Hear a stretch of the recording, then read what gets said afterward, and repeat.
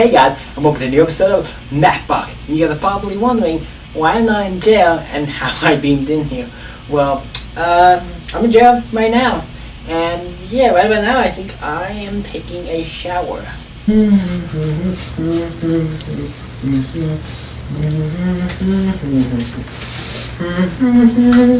Shit.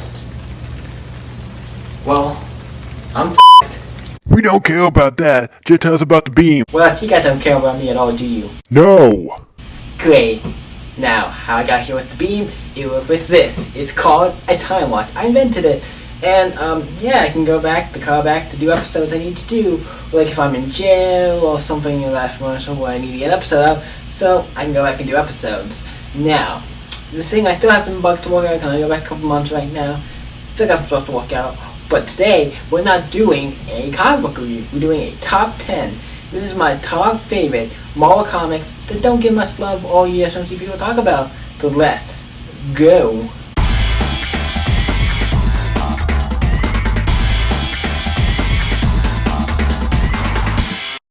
Number 10. Supervillain. Now this is a comic by Marvel about a guy who gets a suit of armor or suit and can fight crime as a football player. Yeah, it's a weird comic based on a character who becomes like a football-based superhero? I don't know. In this comic, I know a lot of people don't like this comic. I'm one of the very few people who actually do enjoy this book. Don't know why I should be enjoying a book like this, but that's why it's at number 10, because it's one I know a lot of people don't like, so obviously it's one that I like, but probably nobody else likes. But I just always, when I see issues, I pick them up and they're fun. They're just fun reads for me for some reason. I don't know why. I know that some of them are bad and some of the things are bad. As in, like, it's not the greatest comic, but I just love it. It's like one of those guilty pleasures, I guess, of mine with this comic. There's other comics that kind of, I guess, fit that bill too. But this is really cool, and it's not much to say else about it, because there was the series, there was the Super Pro Special Edition. That's basically it. This one's going to be short, because there's not much to say about it. Cause I basically said everything. Why I liked it. It's kind of one of those guilty pleasures. That's the best way to explain this comic. And, yeah, I like it. Even though it's a guilty pleasure of mine. Number 9. Master of Kung Fu. Now, this one I know is probably a little more in the recognizable. A lot of people know because it did have a series that lasted over 100-something issues, so it's not a nobody in the comic universe. But I still feel like it's one of the characters especially today, you don't see many comics with him. There was a comic with him for Secret Wars, but other than that, you don't see him much in comics nowadays, unless he's appearing in another book. But it's really sad because he's another superhero. He's basically a martial arts superhero. He's the master of Kung Fu. He can do incredible things, and he doesn't really have any powers. He's just really strong. He just trained himself to this thing. So he doesn't really have powers, per se, but he is kind of strong. He's not like Hulk strong, probably, because that's a little much. But he is stronger than a normal person, let's say that. And he's awesome. He has a series, like I said, lost 100 issues. I know he had like a couple one-shot. I know he had a one-shot or two, and some other stuff in Marvel Comics Presents. And he's cool. Cool Kung Fu. If you like Kung Fu like stuff, you would probably like this, because it's awesome. Kung Fu superhero. The Master of Kung Fu. Hands of Shang-Chi, Master of Kung Fu.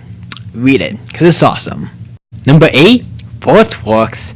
Now this is a series that takes place after the West Coast Avengers. When the West Coast Avengers has ended the series with like 101, I think, issues, or 102, I think it was 101 or 102 issues, it moved on to Force Walks. So what they started a new group because of Captain America or something saying, you can't do this, we don't want you to guys quit, you guys come join our team, but we want to quit the West Coast Avengers for all the damage, all this stuff, and then they're like, nah, I'm going to quit and we're going to start my own team called Force Walks. So I actually liked the idea of that.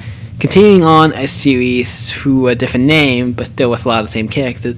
The only new character is Sentry, who is a newer character added to the group, who I actually do like. He is like different. He's like the oddball who people can't trust. He does kind of give me a Vision vibe, kind of to it, with some of the way he feels like and people how react to him. But he's actually cool, and I like they bringing on continuing this book. And a lot of the characters like Iron Man, Scarlet Witch, US Agent, Spider-Woman, all these characters who were originally on the book are now back on the book. So it's like are back together in a series. Certain characters might not be on it, like Hawkeye and other characters, but yeah, this is still a series that I really enjoy. So all I have to say about it is just continuing on a series that already ended. It's not that long, but it did do pretty well for itself, so check it out. Number 7 is Machine Man, the Living Robot. Now, this comic came out in the 80s, maybe. I think it's the 80s, and maybe early 70s. I think I'm pretty sure it's the 80s, yeah, 19. Actually, would be the late 70s because that book came out, the ones I have came out in 1980, and it's issue like 16, 17, so obviously it would come out a little bit. So late 70s, early 80s. It's cool. It's a character who is basically a machine. He's a machine. Really, I kind of gotta give it to him. He kind of, a lot of his things, like with his arms stretched out and stuff, it basically feels like it's kind of like Inspector Gadget, kind of. Probably before Inspector Gadget was probably been a Sig, maybe. I don't know when Inspector Gadget and all that came out, but he does seem... I do see a lot of similarities now looking at him to that. I just saw that. That's actually kind of cool. But also, this is the second book on this list that's drawn by Steve Ditko. That happened. That was just a coincidence, because I just looked at the artist for this book, and it's actually Steve Ditko. He did another book on this list you'll see later. Yeah, so that's kind of weird. But I also... I like his artwork, so it's kind of, I think it fits with this book, and for when this book came out, it's really nice. I really like it. I really like Steve Ditko's artwork. So yeah, that's really nice. And the only other thing I'll say about him, he is, I was gonna say more goofy. I think he does have, because when this came out, there's a lot more goofy characters back then and stuff than there was. Like today, it's not that much goofy. I feel like in newer comics I've seen him, he's actually more he was like a more goofy character in comics nowadays. I actually kind of like what they're doing with him in new stuff, like the Next Wave, Agents of Hate. That's the comic. He's actually a lot more goofy and stuff in there. In the issue I have, it's cool to see the character living on in comic books. He hasn't had his own series, I think, in a while, since maybe that one. But he's a cool character, and I'd like to see him back. So, what about the original Machine Man comics? Check them out. And if you have any other comics, check those out as well. Number 6. Night Thrasher. Now, Night Thrasher is the leader of the New Warriors. He's the one who brought the team together and made the New Warriors, a comic that I really enjoy. That was not on this list because I feel like it too. They've had enough comics to where I'm not going to count them on this list. But Night Thrasher himself, in comics featuring him, basically almost him alone, not that many. Maybe 2 that I know of. We have the Night Thrasher for Control series, where it's only a 4-issue miniseries, kind of to start off the series. It's really, it's only 4 issues. It's really not bad for a 4-issue miniseries based on a character who finally got his own book. Who I really like the character, so seeing him in a 4-issue miniseries, that stuff was kind of cool. But then after that, he got his own series that lasted 21 issues, which was actually not too long, but long enough to, I think, to fine for that particular character, because you have him and then you also have the New Warrior books, so it makes sense. It's kind of like that. I just like it. I probably because I like New Warriors and I like Night Thrasher. He feels more like a. He also has this thing where he doesn't really have any superpowers. He has like a suit with tech and gadgets and stuff. So basically, you could say like a Batman or a guy like that, or a guy who doesn't really have powers, but he doesn't really have powers, and that is cool. He's a cool hero, and that's all you really gotta say is that he's a nice, awesome, cool hero, and yeah, awesome. Number 5, Green Goblin. This series is about the Green Goblin, a character you should know if you read Spider-Man comics. He is one of Spider-Man's greatest villains in the series. Next to Venom is probably, I'm kind of saying, because all the other villains, like out of Venom and Green Goblin, are 2 of the most known Spider-Man villains and the most feared of Spider-Man's rogue gallery, and 2 of the toughest. Now this series, you're thinking, a series based on another villain-based series. Kind of. This is a new character called Phil, who becomes the Green Goblin and wants to be more of a hero and goes to the New Warriors and does stuff, and he wants to be more like a hero. He's taking the Green Goblin costume and stuff because he finds all the costume and the hover, I wouldn't say hoverboard, but whatever that thing is he rides for the glider. I think that's what it's called. I'm sorry, I'm forgetting about that. But yeah, and he wants to be a hero, and that's kind of cool seeing like somebody taking a villain and turning him into a hero. It's not like it's taking this character who we assume is always going to be a villain, and somebody just took his costume and then, hey, I'm going to do good things instead of bad things. I like that. And this comic is actually, I thought it was decent. I really enjoyed it. I picked it up not knowing anything about it, I only had 1 issue, in this issue 2. It's just him on the cover fighting Rhino, but I thought I actually really enjoyed it. It kept my attention because it was something I didn't know what to expect. And what I got was actually a good comic. I would actually recommend this. Don't know how long this is or whatever. I don't think it's that long because I don't know much about it. I don't know how long it is. Like I said, so I don't know. I don't think it's that long. So it's probably something kind of like the series that kind of got cut probably short. But yeah, it's cool to see that. So yeah, this is a series I would totally recommend checking out. Number 4, Supervillain Team Up. Now this book is, I have a little backstory I need to talk about. Back in the day, they had a comic called like Tales to Supreme and stuff, where they took 2 characters, instead of both giving their own books, they kind of combined them into one book where you get a comic of each. So you get a 10-page, around 10 to 12-page comic of each. There's one on Captain America and Iron Man, so you get a comic of each. There's one that had Iron Man and Submariner, and even where you both get a comic of both characters, not together, it's like one of each. And it's cool, and there's one of Nick Fury and Doctor Strange. And some of these, I know some of these changed who was with it. Like, it might have been like this character and this character, then one of the comics changed or ended or something. But there was one on Doom, and the other comic I know I had in it was Khazar the Savage from the Savage Lands.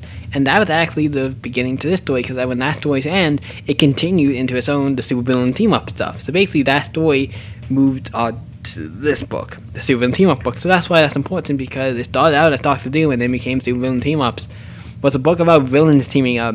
It's cool. I feel like this is another book that's really like, it's one of the books I know it's a good book, and it is a good book. Like, I feel like it's cool. It didn't last as long as it did. I think you could have done some cool stuff with this. You didn't have to do Doom, even though Doom was in every episode issue. It would have been cool. I think they were trying to hold off like the Marvel team ups kind of thing, but with villains.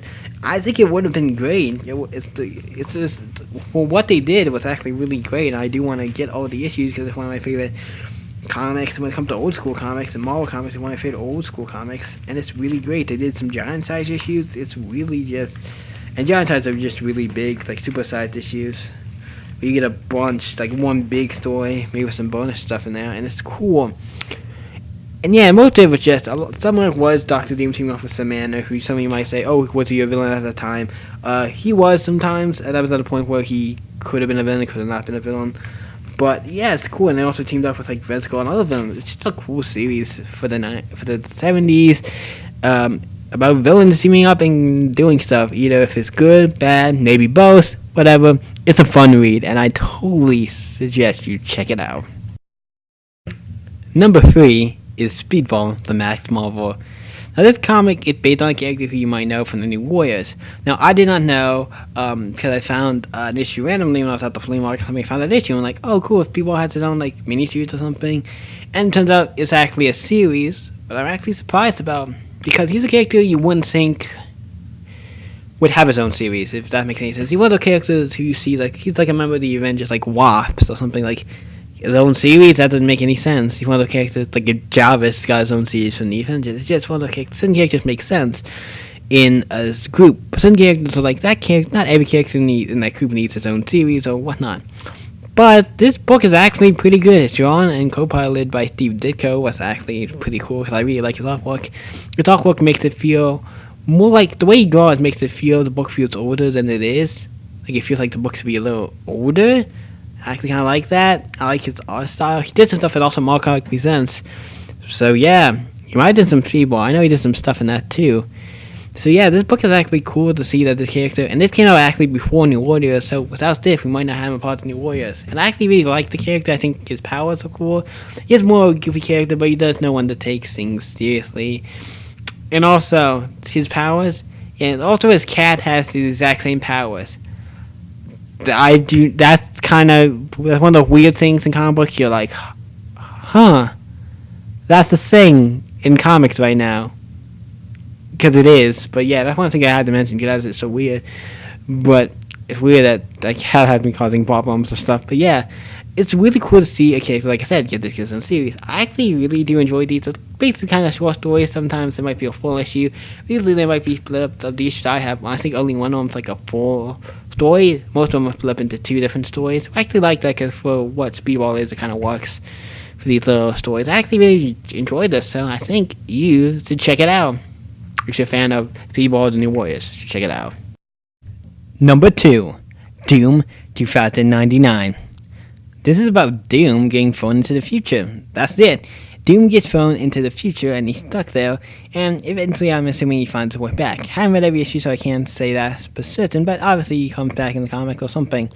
This comic is really good. As when it comes to the 2099 comics, this one and Spider-Man I think are the two best. Some of the other ones are okay.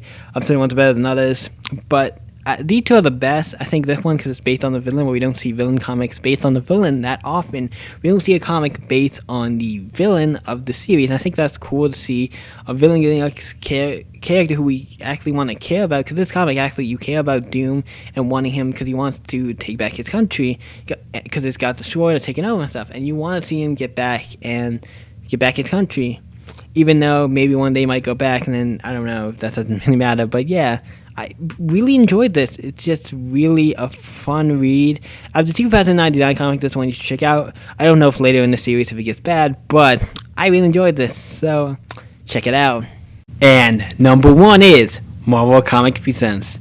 Now, why is this number 1? Because it's actually one of my favorite comics when it comes to Marvel Comics to collect. I want to have a complete run of it, and that's not, I wouldn't say easy, because there's over 100-something issues. It goes up to, I don't know exactly how many issues, like 70 or 80 something. A lot of issues, and this was a weekly series that came out, I think, every week, or every other week or something. Yeah, that actually came out fairly often.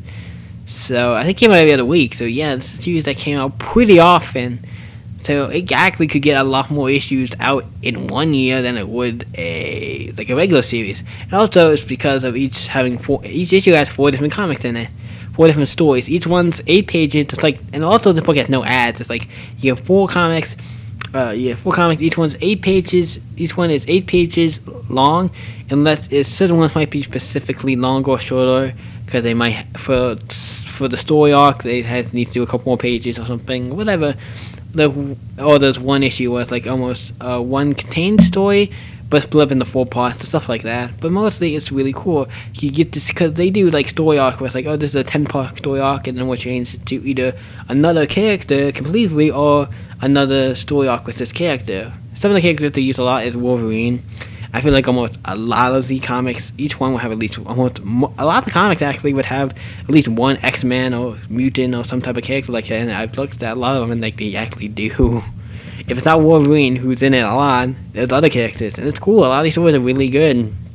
I really like them. Not every story is amazing. I can name out some that aren't so good, like Oaken Eagle, but we're not gonna name any names. But there's other ones, like at one point you got to where there was like 2 covers, one on the front, one on the back. One had Ghost Rider, and one had Wolverine. And now that certain issues didn't have that when it was like a special issue. That was just one contained story arc, but it's cool. We get to see all these comics, and we get to see characters who probably won't ever get their own series ever, if ever did. We got to see them in comics. Some characters I think were like Spanish superheroes, all this stuff. We get to see all these different heroes who never got their own comics or never will get comics, and it's cool to see characters who you get to learn about all these characters and read the story. They basically did they did story arcs basically with almost every character in the whole universe. Not everyone, if we're counting villains and stuff, obviously no, but with like superheroes, they did almost a lot of them, and villains too, some villains. So yeah, this story arc is awesome. So you like basically going with any superhero, especially all the mainstream superheroes got a comic in this. This is awesome. And I actually did they redid the series in somewhere in the 2000 era. They actually brought the series back. It didn't last as long as the original, not even close. I think it was like, I know it lasted at least 12 issues because it was a 12-issue story arc. But I don't know, it didn't last as long. I wish it did last longer, but it was cool to see it brought back. Not as long, but still really cool. And we get newer characters like Deadpool and some of the newer heroes in it, so that's cool. So both series are actually really cool, and you should check them out. And yeah, I'm counting both of them because it's the same series. It's Marvel Comics Presents. That's anything with the name that by Marvel gets the shout out. So those 2 series are the only ones I know of. They didn't do any in between that. But yeah, check out the comic. It's awesome. This is probably one of my favorite comics that I don't hear people talking about. I do hear people talking about maybe specific story arcs. The one in particular, I know the Weapon X one is the only one out of Marvel Comics Presents I really hear people talking about. But other than that, I don't hear people talking about it. It's a good comic. There's good stories in here. Some stories in here are better than probably some of the single issues. I'm not going to name any names, but there are some stories in here that I think top some regular issues. I really do think that. But yeah, to get off track, that's my favorite. So yeah, on this list. Well, that's it for this episode. I need to go back to the future. I'll see you guys later.